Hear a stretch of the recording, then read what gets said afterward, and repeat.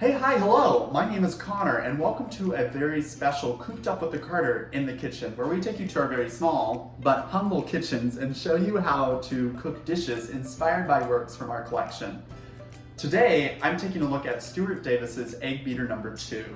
Now, for those that aren't familiar with this work, Stuart Davis from 1927 to 1928 took household appliances and formed these very cubish shapes from them. In this one, you can see how those pastel colors and very diamond-shaped geometric patterns really create a work that makes those household appliances unrecognizable.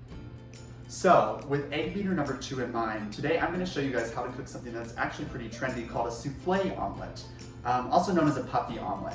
Now, a lot of people ask me, Connor, are you a good cook?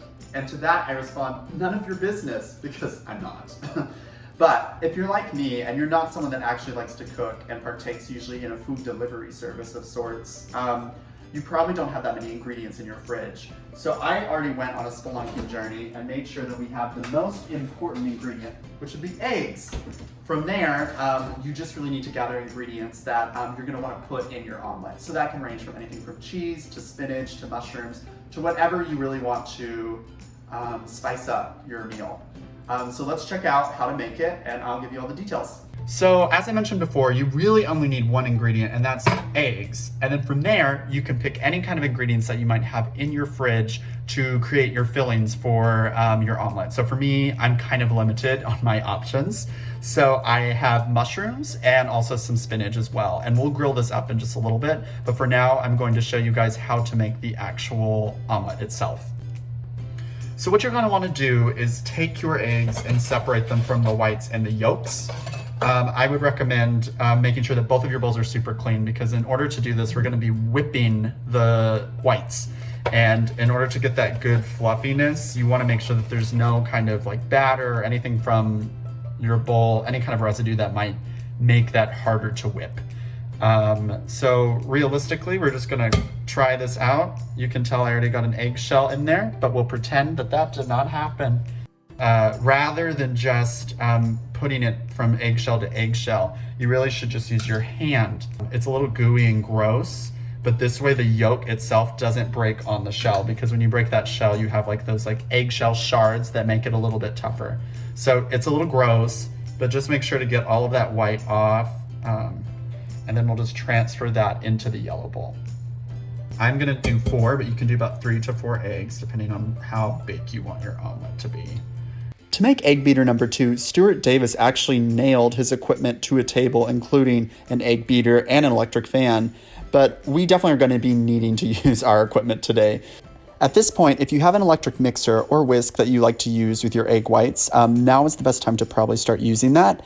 We don't have that here. We are limited with technology, so we're going to go ahead and use our whisk.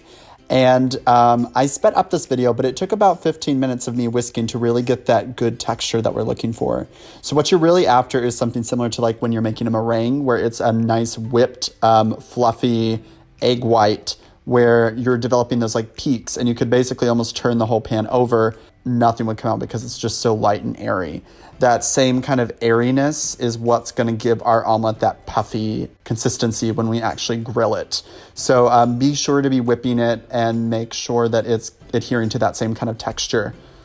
Great, and you can already kind of tell, like, no matter what you do or how you point it, it's holding that shape. So that's a good sign that our eggs are fluffy enough to add in the yolk. So from here, you're gonna take your yolks that you have previously separated from the whites. Let's beat this just for a little bit.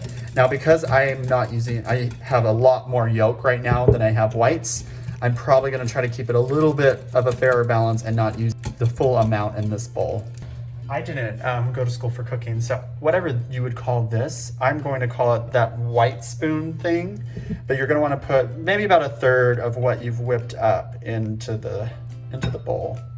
You'll just mix in the rest of that white that you had and add in every drop, so you can kind of keep that fluffiness as much as you can. Time is a little bit of the essence, because this won't stay puffy for long. So you want to make sure that you're efficient with your time. Super fluffy. You can already tell that the big difference between that and just making it all mixed together.